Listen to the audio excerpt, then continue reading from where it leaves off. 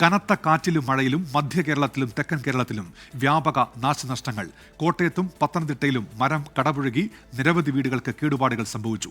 ഇടുക്കിയിൽ വിവിധ ഇടങ്ങളിൽ മണ്ണിടിച്ചിലുണ്ടായി.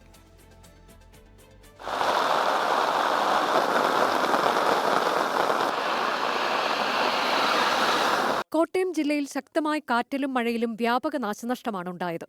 ആർമാനൂരിൽ വയോധികർ വീട്ടിനുള്ളിൽ നിന്ന് അത്ഭുതകരമായി രക്ഷപ്പെട്ടു. മറ്റക്കരയിൽ ഒരു സ്ത്രീയും തലനാരിഴയ്ക്കാണ് രക്ഷപ്പെട്ടത്. ഞങ്ങൾ അറിയുന്നില്ല, ഈ തേക്കുമരം വന്ന് പയ്യെ വീഴുന്ന കാര്യം ഞങ്ങൾ അറിയുന്നില്ലായിരുന്നു. അത് വീണ് ഈ മേൽക്കൂര താഴെ വീഴുമ്പോഴാണ് ഞങ്ങൾ വീട് ഇടിഞ്ഞു പോരുവാന്നുള്ള കാര്യം ഞങ്ങൾ അറിയുന്നത്. ഞങ്ങൾ വേഗം അടുത്ത വീട്ടിലോട്ട് ഞങ്ങൾ ഓടിപ്പോവുക ചെയ്ത് അവരെ വിളിച്ച് ഞങ്ങൾ പിന്നെ ഹോസ്പിറ്റലിൽ പോയി. ഭയങ്കര അത്ഭുതകരമായിട്ട് ഞങ്ങൾ 3 പേരിനകത്തുനിന്ന് രക്ഷപ്പെട്ടത്. വൈക്കത്ത് സബ് രജിസ്ട്രാർ ഓഫീസിന് മുകളിലേക്ക് മരം കടപുഴകി വീണു. പത്തനംതിട്ട പ്രമാടത്ത് വീടിന്റെ മുകളിലേക്ക് തേക്കുമരം വീണു. ശുചിമുറിയും പശുത്തൊഴുത്തും തകർന്നു. ഇടുക്കിയിൽ വിവിധയിടങ്ങളിൽ റോഡിലേക്ക് മണ്ണിടിഞ്ഞു വീണ് ഗതാഗതം ഭാഗികമായി തടസ്സപ്പെട്ട സ്ഥിതിയാണ്. വൈദ്യുതി ബന്ധം പലയിടത്തും തകരാറിലായി. തൃശൂരിലെ അതിരപ്പള്ളി മലക്കപ്പാറ പാതയിൽ റോഡിൽ കൂറ്റൻ മരം വീണ് ഗതാഗത തടസ്സമുണ്ടായി.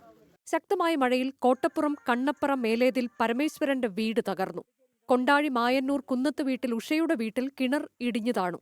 കനത്ത മഴയെ തുടർന്ന് കൊല്ലം ജില്ലയിലെ തെന്മല ഡാം തുറന്നു. ശാസ്താംകോട്ട പള്ളിശ്ശേരിക്കലിൽ കനത്ത മഴയിൽ കട ഇടിഞ്ഞു വീണു. ശാസ്താംകോട്ട സ്വദേശി കൃഷ്ണൻകുട്ടിയുടെ കടയാണ് കനത്ത മഴയിൽ തകർന്നത്.